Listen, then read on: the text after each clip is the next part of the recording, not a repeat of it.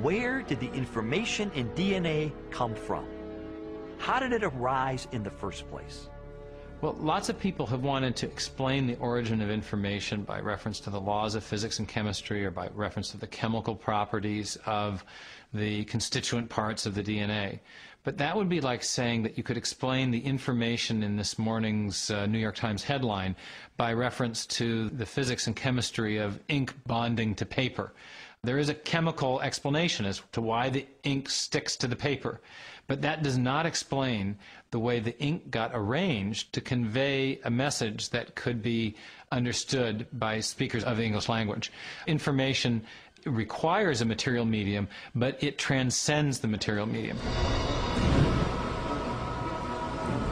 An explanation for the origin of the genetic instructions needed to build the first life is the holy grail of 21st century biology. Theories proposing that this information arose through natural selection acting upon non-living molecules, or the self-organizing power of chemicals in a primordial soup, have repeatedly failed. Even time and blind chance, the oft-invoked saviors of implausible biological scenarios, have fallen far short as accounts for the source of the instructions in DNA.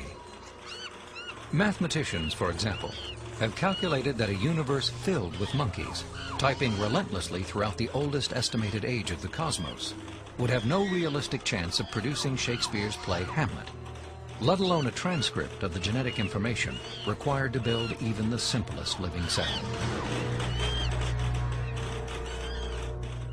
Based on our uniform and repeated experience, which is the basis of all scientific reasoning about the past, there is only one known cause for the origin of information, and that cause is intelligence. Whether we're looking at a hieroglyphic inscription, a section of text in a book, or a computer software, if you have information and you trace it back to its source, invariably you come to an intelligence. Therefore, when you find information inscribed along the backbone of the DNA molecule in the cell, the most rational inference, based on our repeated experience, is that an intelligence of some kind played a role in the origin of that information. The implications of the scientific evidence, coupled with Meyer's logic, are profound.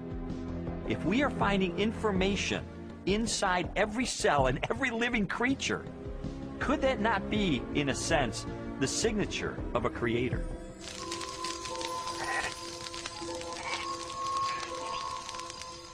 "30 centuries before science unlocked the mysteries of genetic information, or a telescope probed billions of light years into space, the Hebrew shepherd and poet David wrote eloquently of a creator who revealed his existence and power through all that he had made.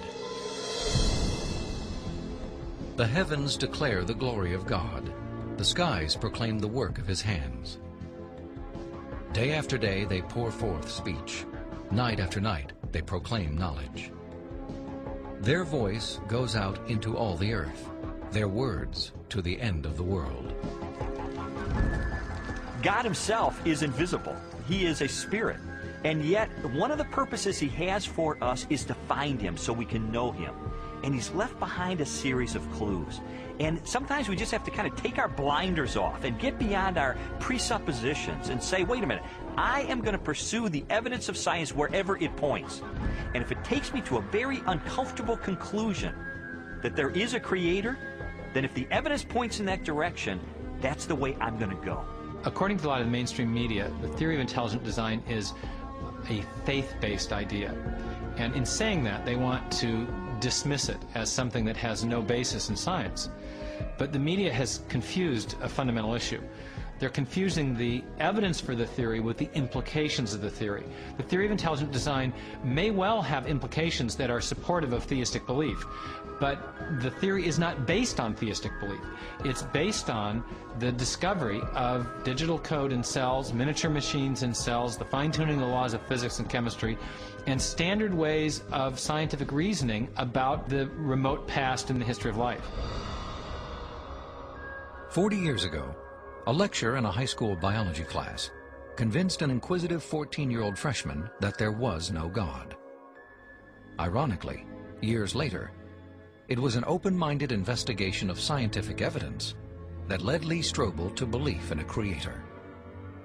One of the most interesting things I've learned as I've gone on this journey of scientific discovery has been that you don't have to commit intellectual suicide to come to the conclusion that there is an intelligent designer. Because today, science is pointing more directly and more powerfully toward a creator than any other time in the history of the world. I was trained in journalism and law to respond to truth. I had to take a step of faith in the same direction that evidence is flowing, which is logical and rational. We do that every day of our life. We make steps of faith based on the evidence that we perceive. And so it was the most logical and rational step I've ever taken to put my faith in the creator that science tells me exists.